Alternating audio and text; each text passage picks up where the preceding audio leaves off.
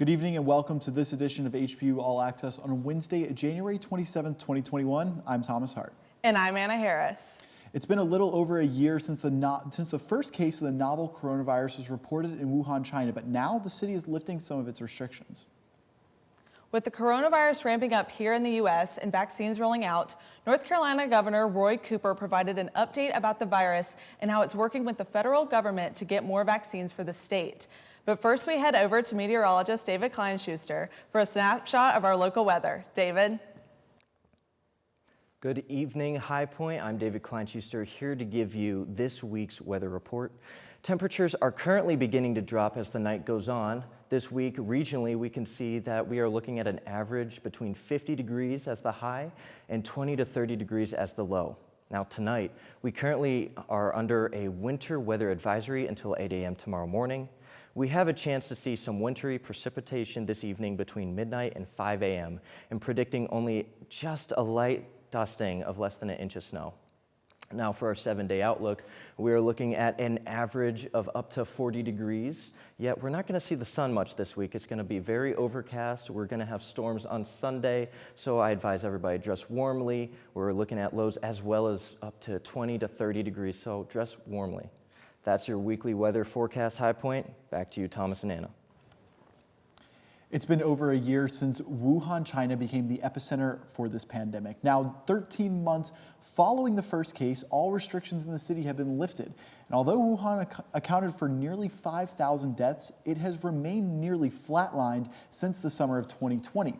Although restrictions have been lifted, this doesn't mean there aren't any cases. Just last week, the Chinese government announced 107 new cases, and local officials are worried about a second wave with the country's Lunar New Year taking place just next month. Mask wearing has still remained a staple in the Far East, along with mobile tracking devices, in order to minimize the spread of this deadly virus. The World Health Organization is currently investigating the city in order to learn more about the center of the outbreak.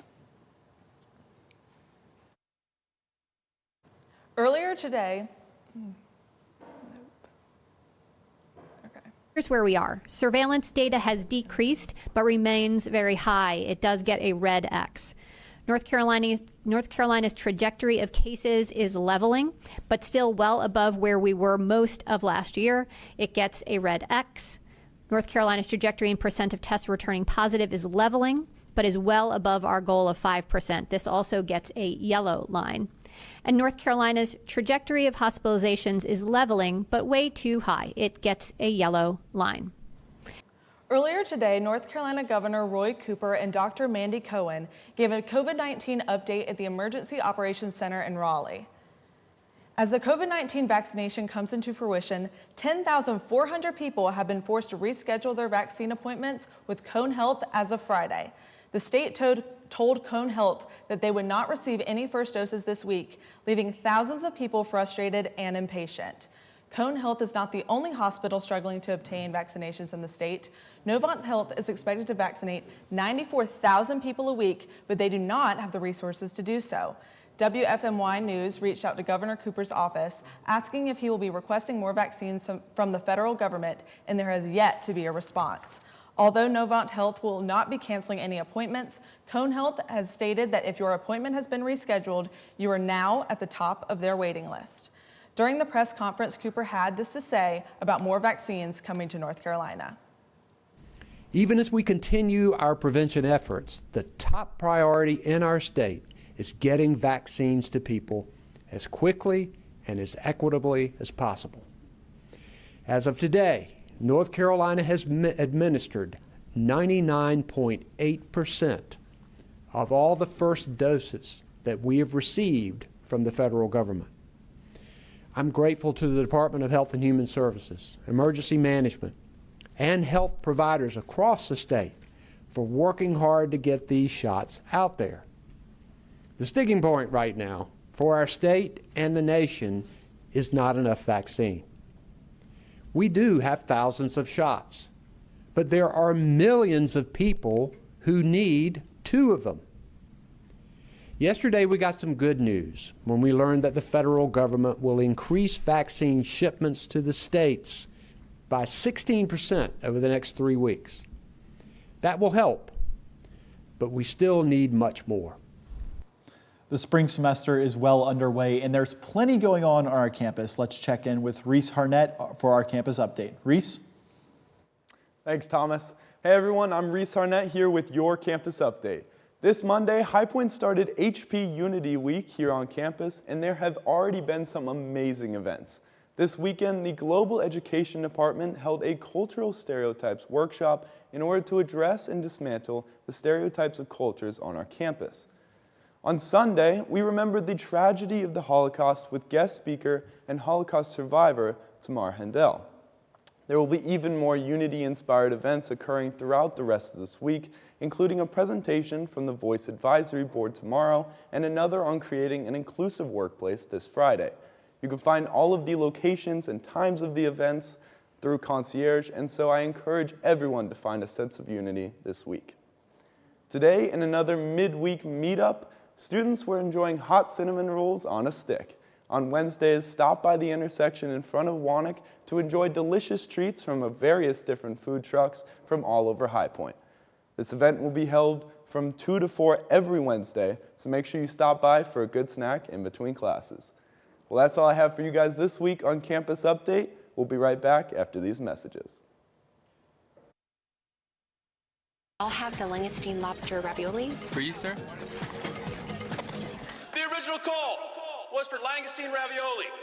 Langoustine is a tiny kind of lobster. Slight shellfish allergy rules that out. Plus, my wife ordered the langoustine. I will have chicken tenders and tater tots. If you're a ref, you way over-explain things. It's what you do. If you want to save 15% or more on car insurance, you switch to Geico. Sir, we don't have tater tots. It's what you do. I will have nachos.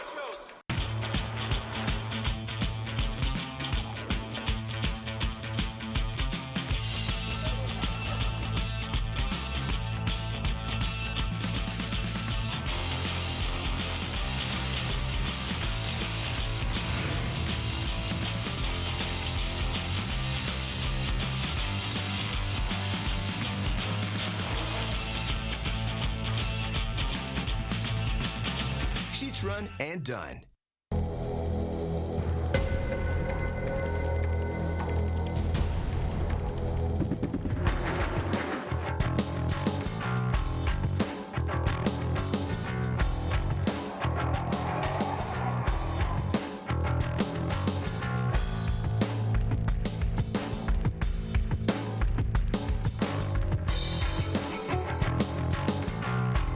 Musco Lighting. We make it happen.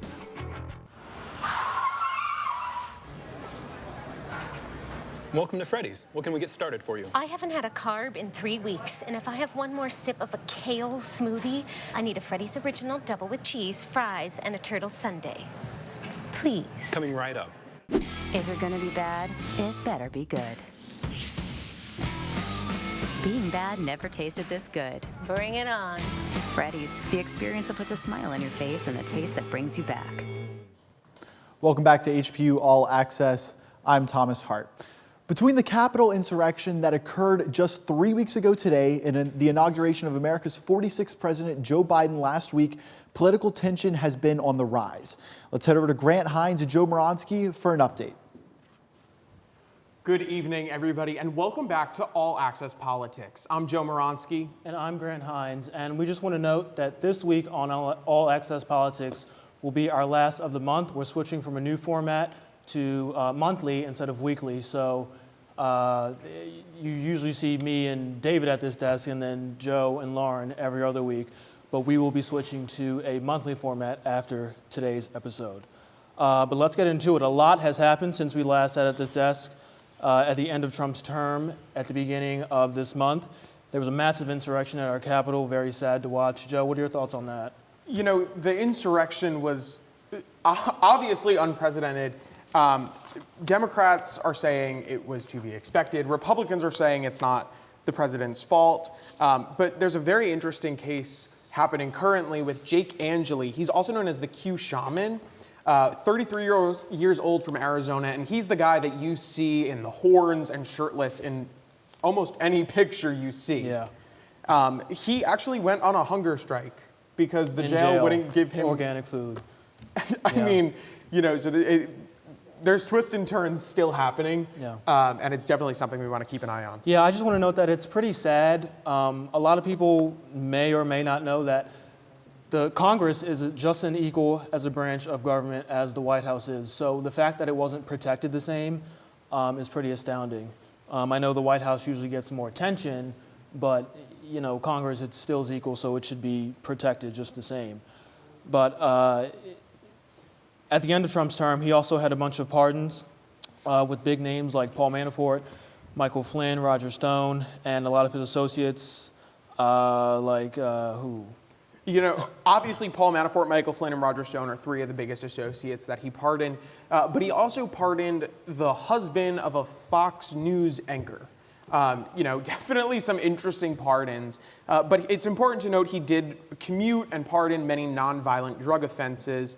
Every president does this. He just pardoned the least nonviolent drug offenses to date, but he did pardon them. Yeah, and as we know, he didn't attend the inauguration on January 20th, the fourth president not to do so, the only one in most recent history. He is now residing in Palm Beach, Florida at his residence, Mar-a-Lago. He said at the airport when he was leaving on January 20th in Washington that he would be back in some form. We don't know if that will be running for public office, the network that he's allegedly going to start. We don't know, but he says he will be back in some form. And as of today, actually, he has set up a former president's office, which every president in recent history has done down there in Palm Beach. So let's switch over to the Biden-Harris administration and what they're doing in their first 2 weeks. So as we know, the inauguration was not attended by many because of COVID, only Congress members, and they were allowed one ticket as stray away from the usual 200,000. 25,000 National Guard troops were in attendance to protect the Capitol and the event, and 34 were activated nationwide to states and territory capitals.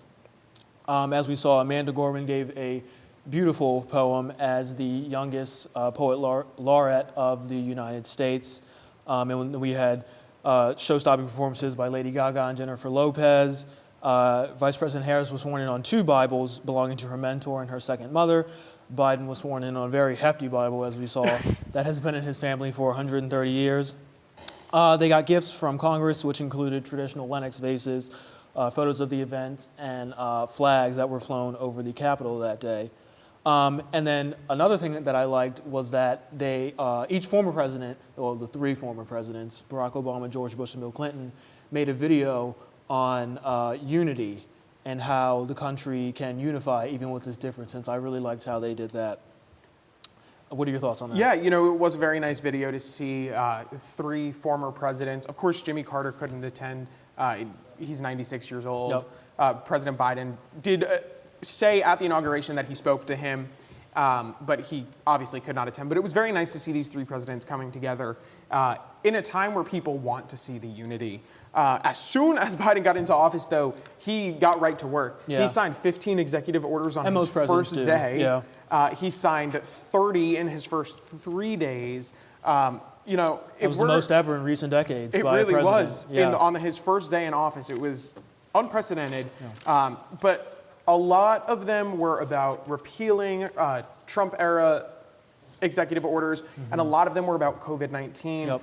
When asked why executive order and not a bill, his response is very simple, where he just says, we don't have time to wait for a bill to get through Congress. Yeah, we're in the middle of a pandemic. It's a very time-sensitive issue. And some of the executive orders that he did sign related to COVID were restricting travel from countries like Brazil, most European countries, and South Africa, as their numbers are rising rapidly. He mandated masks on all interstate travel, like on Amtrak trains or on planes. And he also, related to climate, rejoined the Paris Climate Accord. And then related back to COVID, he rejoined the World Health Organization. Yeah, and those are just a few. Off the top of the list, you can see 15 or 16 different executive orders that President Biden signed right away. A federal mask mandate on federal properties, as you said, the mandate on travel, establishing a health equity task force, supporting reopening schools, workplace safety, and interestingly enough, he guaranteed unemployment insurance for people who don't feel that they can return to work because of COVID-19. Yeah. Well, President Trump might not be in office, but his name is certainly still around in the Capitol. As many of you know, he is in the middle of an impeachment trial.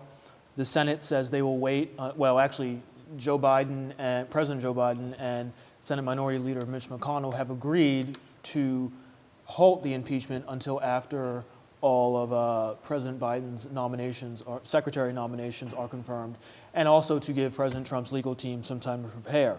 Yeah, it looks like that trial is going to start around February 8th. Yep, the week that of, yep. week. Of course, you see all the formalities happening right now, points of orders, swearing in of senators as jurors, and debating the format of this trial. Oh, and whether it's constitutional or not. Exactly. Yeah.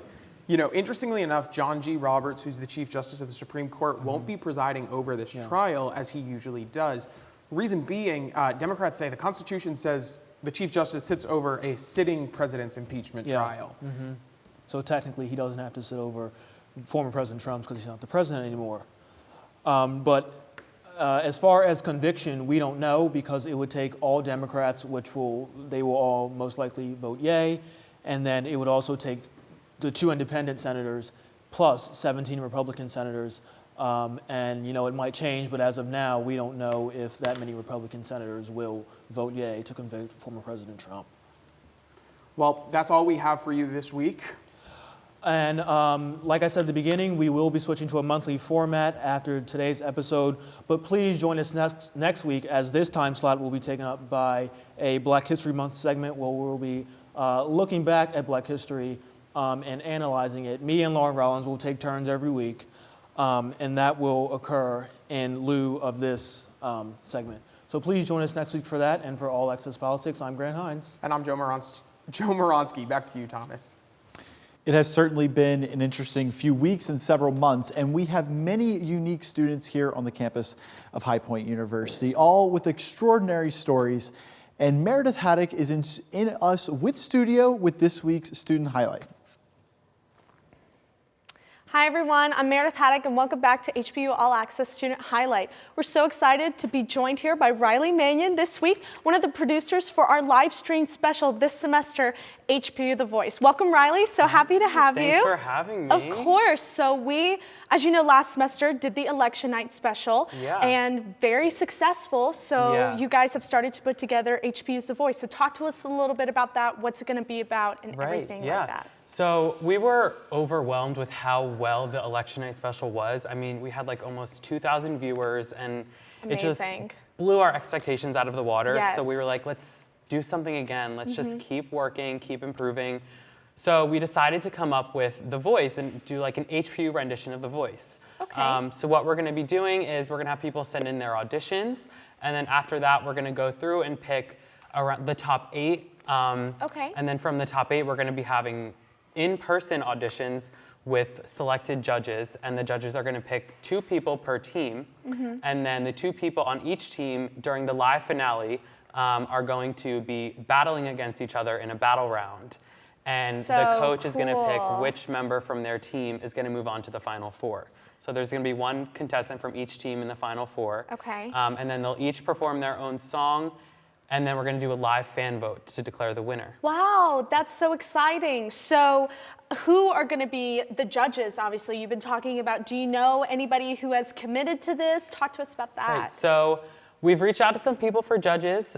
Some of them we've confirmed, some of them we haven't confirmed yet. Awesome. But once we confirm them, we can reveal it. But right now, I guess it's a little bit of a secret that we'll have to wait to share. Awesome. But the people that we have for judges right now are really good singers. They're really personable, really fun, and so we're super excited to have them. Awesome. So obviously, I'm very interested to know, how do you audition?